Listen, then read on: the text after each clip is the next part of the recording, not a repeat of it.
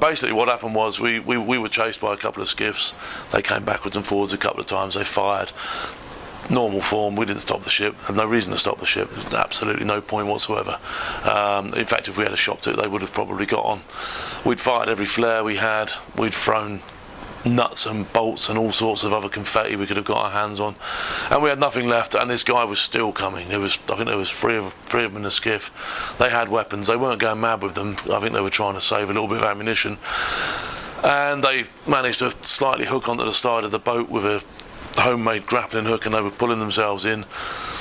And so last ditched, I ran into the bridge, and there was a small fridge about yay big, probably a little bit bigger, full of coke that the captain used to keep up there for his own sort of like little supply of coke, so there was always cold drinks on them.